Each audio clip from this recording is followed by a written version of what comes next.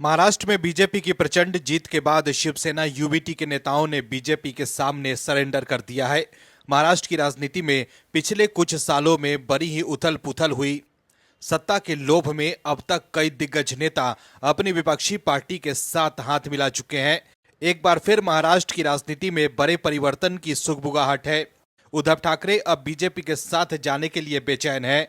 उद्धव ठाकरे के खास संजय राउत अब कांग्रेस पर निशाना साध रहे हैं और बीजेपी की तारीफ कर रहे हैं।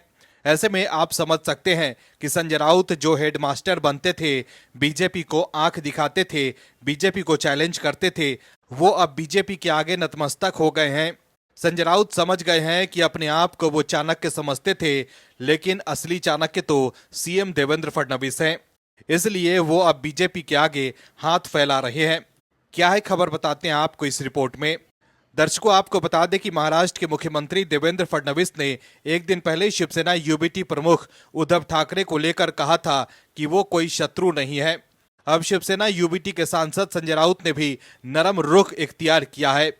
हमेशा बीजेपी पर हमला करने वाले संजय राउत ने कहा है कि राजनीति में कुछ भी संभव है। संजय राउत ने कहा है कि बीजेपी के साथ भविष्य में गठबंधन की संभावना से इनकार नहीं किया जा सकता है। एक अखबार से बातचीत करते हुए संजय राउत ने कहा है कि हाँ, राजनीति में कुछ भी संभव है। राजनीति में ना तो स्थायी दोस्त होते हैं और ना ही स्थायी दुश्मन। राउत ने बिहार के मुख्यमंत्री नीतीश कुमार का उदाहरण देते हुए कहा है कि वे भी बीजेपी के सख्त विरोधी थे और अब वे बीजेपी के साथ हैं। इसलिए राजनीति में भविष्य में कुछ भी हो सकता है। आपको बता दें कि हाल ही में नागपुर में एक इंटरव्यू के दौरान सीएम देवेंद्र फडणवीस ने कहा था कि पहले उद्धव ठाकरे हमारे मित्र थे, फिर राज ठाकरे हमारे मित्र बने। राज अभी भी मित्र है और उद्धव ठाकरे कोई दुश्मन नहीं है। फडणवीस ने कहा कि यदि आप 2019 से 2024 तक के घटनाक्रमों को देखें तो मुझे एहसास हुआ है कि कभी भी कुछ भी नहीं कहना चाहिए और कुछ भी हो सकता है। उद्धव ठाकरे किसी अन्य पार्टी में चले जाते हैं और अजित पवार हमारे साथ आ जाते हैं। राजनीति में कुछ भी हो सकता है। हालांकि मैं ये नहीं कह रहा हूं कि ऐसा होना चाहिए। वहीं संजय राउत ने कहा है कि बीजेपी और शिवसेना 25 वर्षों तक सहयोगी रहे। उन्होंने कहा कि फडणवीस के राजनीति में आने से पहले शिवसेना और बीजेपी मित्र थे। शिवसेना बीजेपी की सबसे भरोसेमंद सहयोगी थी, लेकिन बीजेपी ने हमें ठुकरा दिया। फिर भी मैं सोचता हूं कि राजनीति में कुछ भी संभव है। वहीं संजय राउत से जब यह पूछा गया कि सब का मतलब बीजेपी के साथ संभावित गठबंधन है, तो उन्होंने इसे स्वीकार किया।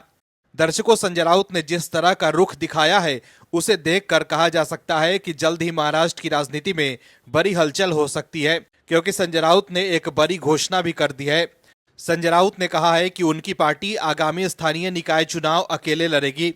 हम अपनी ताकत के दम पर मुंबई, ठाणे, नागपुर और पंचायतों के चुनाव लड़ेंगे। उन्होंने कहा कि पार्टी प्रमुख उद्धव ठाकरे ने पार्टी को संकेत दिए हैं कि उसे अकेले लड़ना चाहिए। वहीं राज्य में एमवीए की हार को लेकर कांग्रेस नेता विजय वडेट्टीवार द्वारा लगाए गए आरोपों पर निशाना साधते हुए संजय राउत ने कहा है कि जो लोग आम सहमति और समझौते में विश्वास नहीं करते हैं, उन्हें गठबंधन में रहने का कोई अधिकार नहीं है। वहीं संजय राउत ने आगे दावा किया कि लोकसभा चुनाव के बाद इंडी गठबंधन ने एक भी बैठक नहीं की। संजय राउत ने आगे कहा कि हम इंडी गठबंधन के लिए एक संयोजक की नियुक्ति नहीं कर पाए। ये अच्छी बात नहीं है।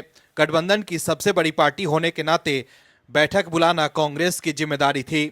तो देखा आपने कैसे अब संजय राउत भी बदले बदले से लग रहे हैं। Bureau report, OMH news. आप दर्शकों से विनम्र निवेदन है कि चैनल को सब्सक्राइब जरूर करें